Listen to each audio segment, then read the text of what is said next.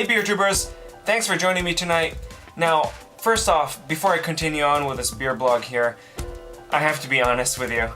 I already had a few beers tonight with my boss, so I may not be doing this beer blog justice, but doesn't mean that my old taste buds know how to do its trick. So, anyways, tonight I'm going to be blogging about Firestone Walker's 14th anniversary ale. Now, before I pour this beer here, let me just first off tell you that this is a crazy beer. Now, I'm not saying this because I'm all inebriated, you know, I'm like, oh, this is a crazy beer. No, it really is.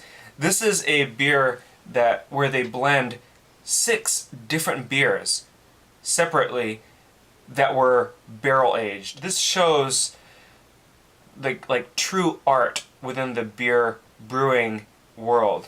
It's quite an amazing feat what they did. Now, I'm saying this before I taste this. I've only heard good things about it, so I'm assuming that this is quite an amazing beer. And they really gotten down to the math of it, because here I have the paper here where they got like 31% of this one beer, 29%, 7%, 3%. They really divvied it up so they could get the certain flavor that they really want.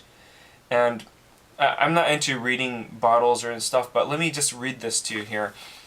Their goal behind the 14th anniversary is to create complexity centering on oak in a multitude of forms by brewing high-gravity beers in complementary styles, aging them in different barrel formats, and then blending them together to achieve harmonious new flavors. That's a really good statement right there. The 6 beers being the double barrel-aged ale. There's Sticky Monkey, which is a 12% barley wine, English barley wine. There's Parabola, which they're really known for. I still haven't had that yet, so I'm actually having one of the beers that was included in this. That's 27% of the Parabola. There's Velvet Merkin, which is their regular oatmeal stout. Goodfoot, which is a barley wine, 13%, jeez. And they're Black Xanthus. Now, I'm going to try to make this quick here. They're Black Xanthus. The label looks really plain, and the price looks really high, $15. But it's one of the better stouts out there. So, anyways, let me continue on with this. Now, as you see here, this is a budget beer blog, so please be patient with me, but I am not the most, how should I say it, wealthiest man in the world, nor do I make the most profit. And thanks to my roommate, he preserved this for me. So thanks again to my friend John and my roommate for keeping this beer for me.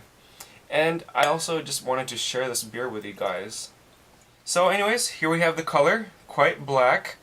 You see brown on the edges where the light could somewhat get through to it, but it's not a red or a purple at all, so it is quite dark. So let me go ahead and give this a smell.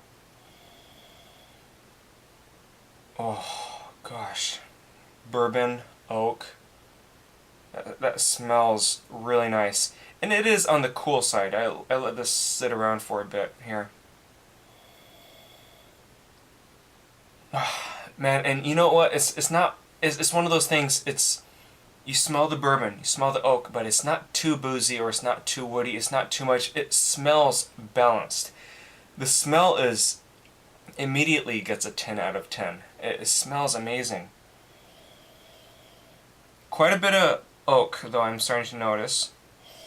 Like more oak than bourbon, but it's still decent. Not decent, it's a good balance of the two. Well, let me go ahead and give this a try here. Kanpai.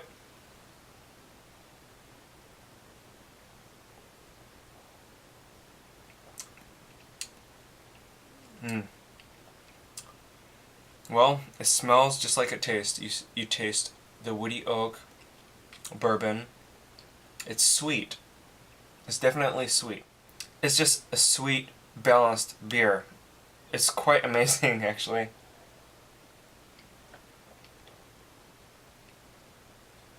Full mouthfeel, but not too thick. No, it's not too thick. The lingering aftertaste, you taste the vanilla. and the taste lasts, but it's not like some of these beers where it just coats your tongue. Like Hebrew's 14th anniversary. You know, Schmaltz Brewing's Hebrew's 14th anniversary. That one coats your mouth. Their barley wine, it totally coats it. It's not bad. I actually enjoyed it. It's just 14%. It's really high, and it coats your mouth. But this one doesn't coat your mouth. It's really balanced. You get the hops in there. Now, I haven't had this on tap. My roommate did. I think my roommate may have enjoyed it on tap a little more. Maybe because it's more sweet. He's a sweet tooth. But this is good. Now, this thing is about $21 at Whole Foods. Is it worth it? If you're a beer enthusiast or a beer snob or beer aficionado, yes, it is worth it. It's very much worth it. Now, it seems like the beer world has been trying to up its stature by raising the prices. Some breweries have been really ridiculous. There's this one brewery in Northern California, which will remain nameless, thankfully, because I don't remember its name, but their beer bottles, the 750 milliliters, are like $45. I don't think it could be that good. But whereas this one, sure, it's definitely on the pricey side, but part of it is in its craft of what they did. I mean, they have on the sheet of paper here. It's a blend of 6 barrel-aged beers, and what they did with it. Not only that, it's not the glamour aspect of it, but it always comes down to this taste. And what they did with it is really good. So this was Firestone Walker's 14th anniversary. If you can get a hold of it, I highly recommend it. There's absolutely nothing wrong with this beer. Even the price. Shoot, if I made a few more bucks per month, I would buy this. It's such a worthy investment here. So thanks for watching, guys. Man, oak and bourbon is awesome. Thanks for watching, guys, and I'll see you guys in another beer blog. Kanpai.